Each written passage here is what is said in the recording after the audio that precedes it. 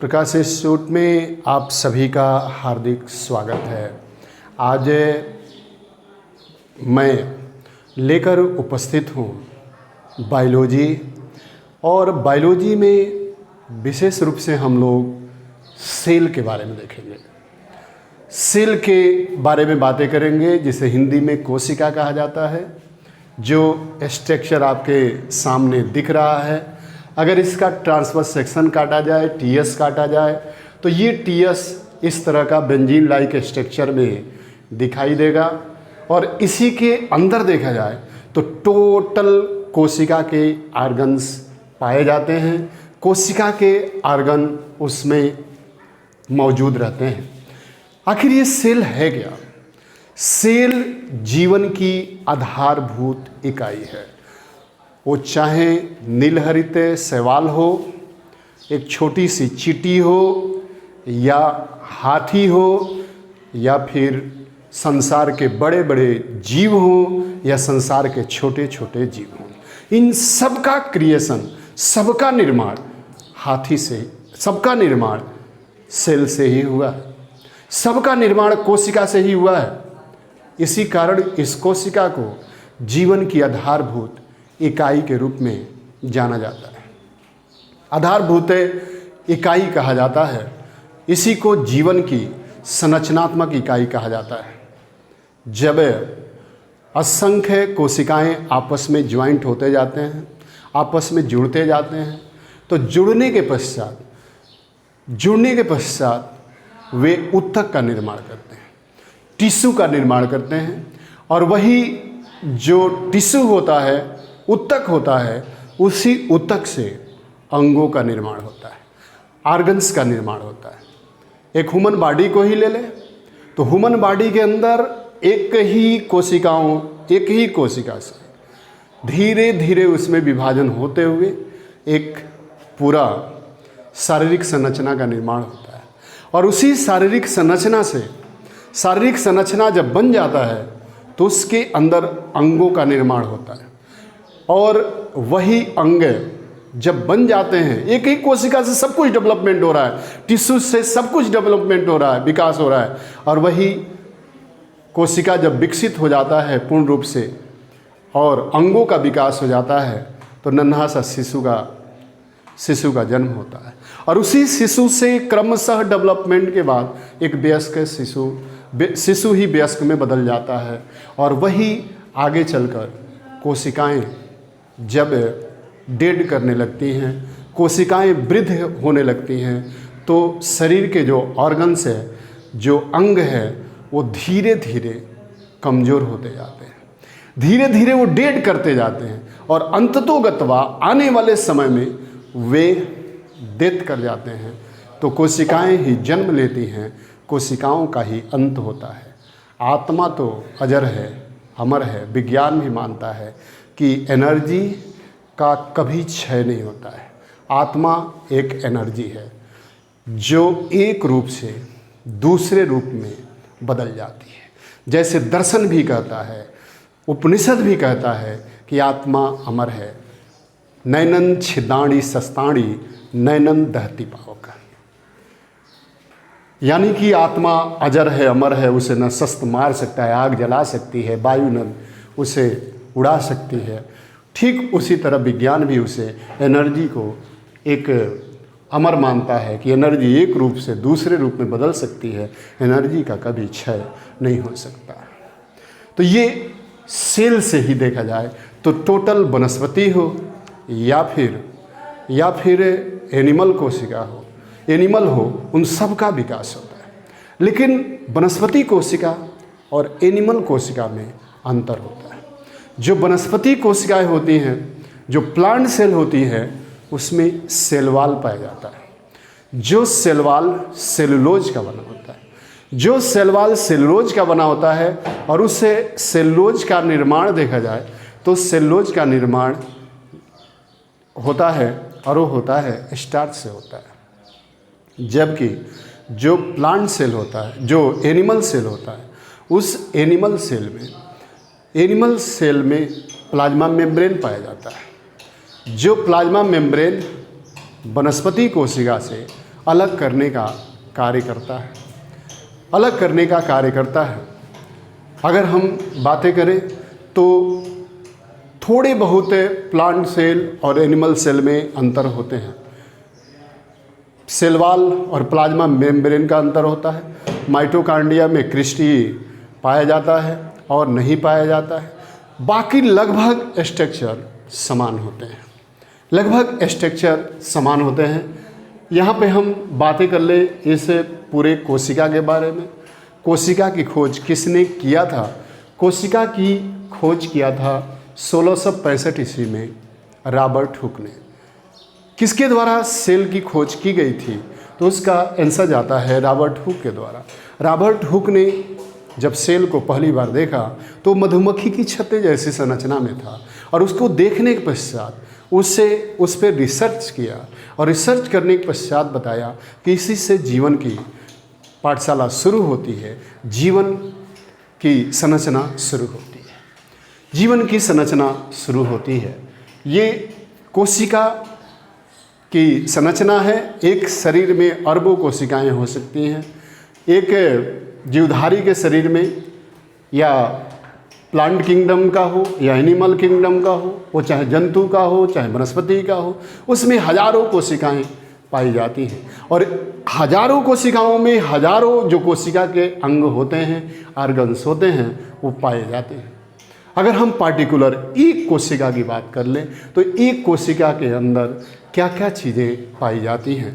अगर इसको हम कोशिका की संरचना को देखें तो ये कोशिका का टोटल संरचना है, और इस कोशिका के संरचना में हम बातें करें तो ये बाहर की तरफ जो दिखाई दे रहा है इसी को प्लाज्मा मेम्ब्रेन कहा जाता है।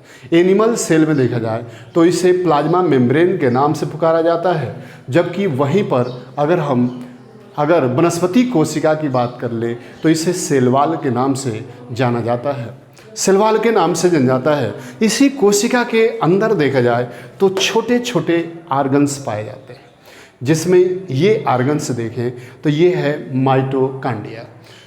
ये माइटोकांड्रिया होता है। इस माइटोकांड्रिया को power house of the cell कहा जाता है। इसे कोशिका का ऊर्जा गृह कहा जाता है। ये माइटोकांड्रिया के अंदर देखा जाए तो ये ओवल शेप संरचना है, एक अंडाकार संरचना है, और इसी माइटोकांड्रिया के अंदर देखा जाए तो छोटे छोटे क्रिस्टी लगे होते हैं, और इसी माइटोकांड्रिया के अंदर एटीपी में परिवर्तन होता है। इसी के अंदर देखा जाए तो adenosine diphosphate change into adenosine triphosphate, यानी कि इसी में एडीपी का अपचयन होकर एटीपी में परिवर्तन होता है, और ये जो एटीपी होता है इसी एटीपी के अंतर्गत ऊर्जा एनर्जी यहाँ पे संग्रह होने का काम करती है। इसी कारण एटीपी को मेटाबॉलिज्म का क्वाइंस कहा जाता है। क्वाइंस ऑफ मेटाबॉलिज्म के नाम से पुकारा जाता है। उपापचय जगत का सिक्का के नाम से पुकारा जाता है। कई जगहों पे ये प्रश्न पूछ दिया जाता है, एटीपी का पूर्ण रूप क्या है? एटीपी का पूर्ण रूप क्या है? तो उसका एक लाइन में आंसर जाता है, एटीपी का पूर्ण रूप है एडिनोसिन ट्राइफॉस्फेट, और एडीपी का पूर्ण रूप है एडिनोसिन डाइफॉस्फेट। आगे हम बातें करें तो इस माइटोकांड्रिया के पश्चात इसमें लाइसोसोम पाया जाता है। एक छोटा सा ओवल शेप संरचना में लाइसोसोम पाया जाता है, जो कोशिका का अंग होता है। इस लाइसोसोम के बारे में हम बातें करें तो लाइसोसोम में जल अपघटनी एंजाइम पाए जाते हैं, जो एंजाइम हर 10 सेकंड के पश्चात बनते हैं और फिर फट जाते हैं। स्वतः फटते हैं फिर बनते रहते हैं। इसी कारण उसे सुसाइड बैग कहा जाता है। उसे आत्महत्या की थैली के नाम से जाना जाता है। उसे आत्महत्या की थैली कहा जाता है, या सुसाइड बैग के नाम से पुकारा जाता है। आगे हम बातें कर ले आगे हम बात कर ले तो ये लाइसोसोम शरीर के अंदर बनते रहते हैं, विघटित होते रहते हैं, और जो भी जीर्ण शीर्ण कोशिकाएं हो चुकी हैं, जो डेड कर चुकी है कोशिकाएं, उसे नष्ट करने का कार्य भी करते हैं, नष्ट करने का कार्य करते हैं। आगे हम बातें कर लें तो इस लाइसोसोम की संख्या जब बहुत अधिक शरीर में बढ़ने लगती है तो सेल का डिवीजन बढ़ जाता है, सेल बड़ी संख्या में बनने लगता है, उसमें एबनॉर्मल ग्रोथ हो जाता है। और जब भी सेल में एबनॉर्मल ग्रोथ होगा तो लार्ज हो जाएगा, अपने साइज में बाहर निकल आएगा, और उसी को कैंसर कहा जाता है। यानी कि कैंसर भी किसके कारण उत्पन्न होता है? इस लाइसोसोम के कारण उत्पन्न होता है, क्योंकि ये सेल डिवीजन में भाग लेता है, और सेल डिवीजन में भाग लेने के कारण इसके द्वारा कोशिकाओं की जो ग्रोथ है, जो डिवीजन है, वो काफ़ी बढ़ा दी जाती है। और बढ़ा दिए जाने के कारण यहाँ पे देखा जाए तो एक तरह से कोशिकाएं बहुत अधिक वृद्धि करने लगती हैं और कहीं पर भी बाहर निकल जाती है, किसी अंग में बाहर निकल जाती हैं, उसी को कैंसर कहा जाता है। तो इस तरह देखा जाए तो इस लाइसोसोम की खोज डी डुवे के द्वारा किया गया था।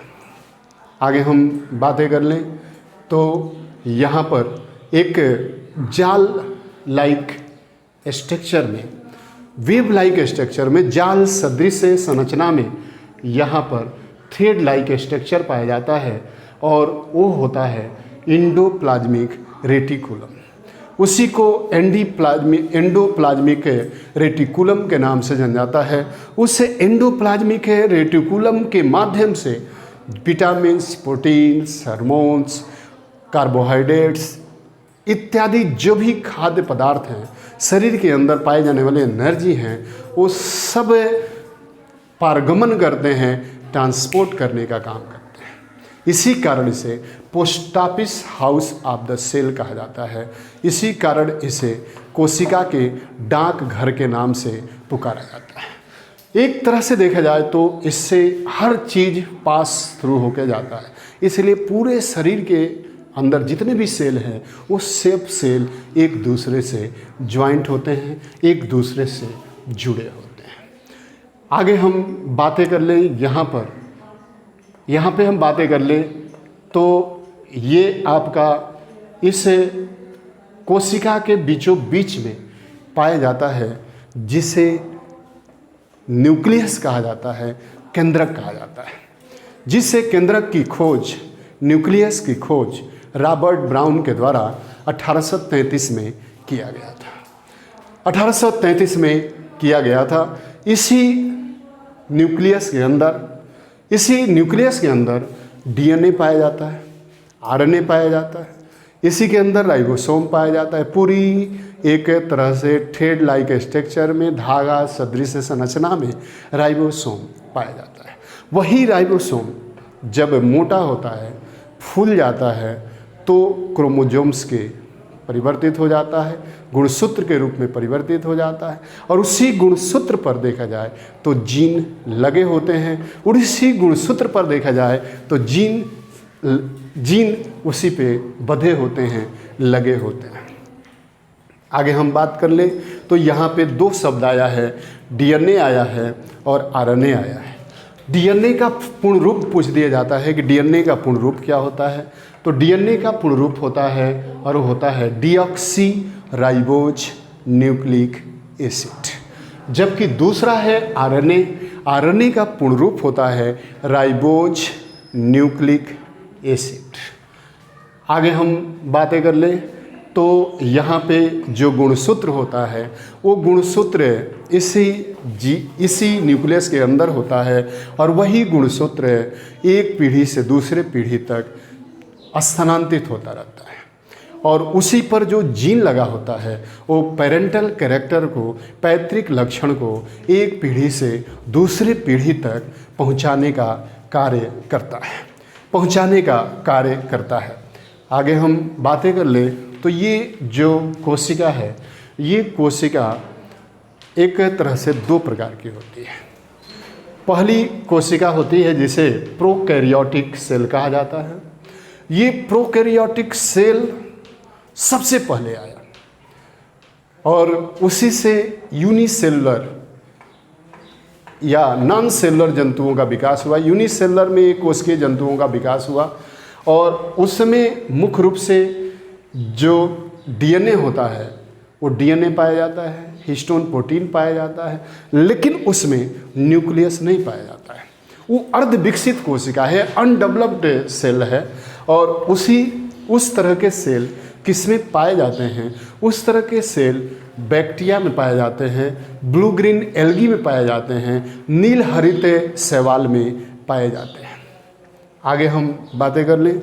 जो यूकैरियोटिक सेल है, दूसरा प्रोकैरियोटिक के बाद दूसरा सेल है यूकैरियोटिक सेल।